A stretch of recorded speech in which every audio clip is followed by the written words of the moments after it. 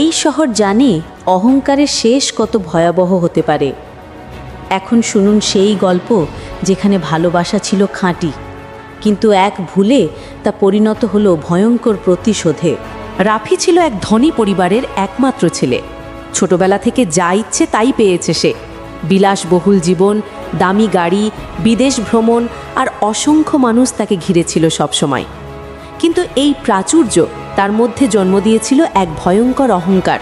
রাফি মনে করত টাকা আর ক্ষমতা দিয়েই সব কিছু কেনা যায়। কলেজে সে ছিল সবার হিরো, মেয়েরা তাকে ঘিরে থাকত, বন্ধুরা তাকে নিয়ে গর্ব করত। কিন্তু তার এই অহংকারের বলি হয়েছিল অনেকেই, কারণ রাফি মেয়েদের মনে খেলা করত, তাদের আবেগকে উপহাস করত। একদিন কলেজের করিডোরে হঠাৎ রাফির চোখে পড়ল এক মেয়ে। সাদামাটা পোশাক, চোখে চশমা, হাতে বই আর মুখে এক গভীর শান্তি। মেয়েটির নাম তিশা। রাফির মনে হলো এই মেয়েটি অন্যরকম। তার ভেতরে এক অদ্ভুত আকর্ষণ কাজ করল। কিন্তু সেই আকর্ষণ ভালোবাসা নয়, বরং এক ধরনের চ্যালেঞ্জ।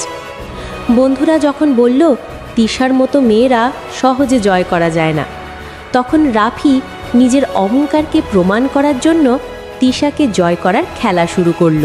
প্রথমে তিশার কাছে যাওয়ার চেষ্টা, তারপর মিষ্টি কথা, উপহার আর প্রতিদিন দেখা করা।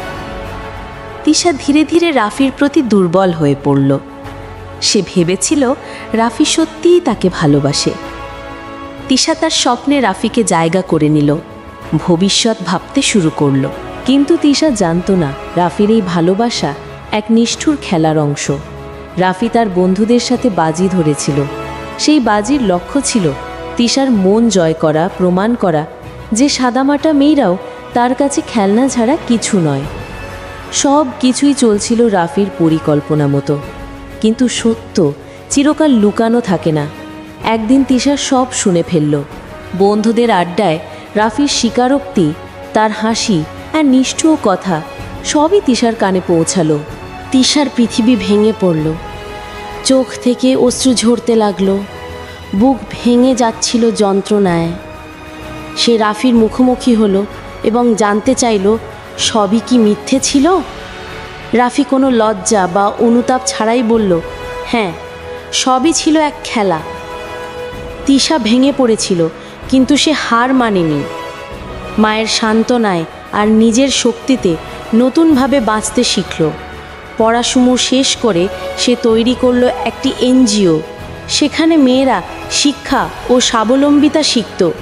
তিশা হয়ে উঠল সমাজের এক শক্তিশালী কণ্ঠস্বর। 10 বছর পর রাফির জীবন একেবারে অন্যরকম।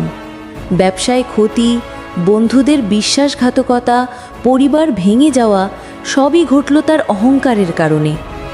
একদিন ফোন এলো তার মা হাসপাতালে। মায়ের চোখে ম্লান হাসি। দুর্বল গলায় তিনি বললেন, অহংকার সব শেষ করে দেয়, ক্ষমা চাইতে শিখতে হবে।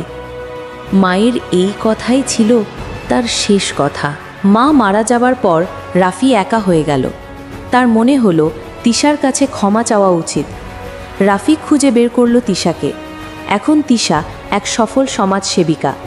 তার চোখে ছিল না কোনো কষ্টের ছাপ, বরং আত্মবিশ্বাস আর দৃঢ়তা। রাফি ভাঙা গলায় ক্ষমা চাইল।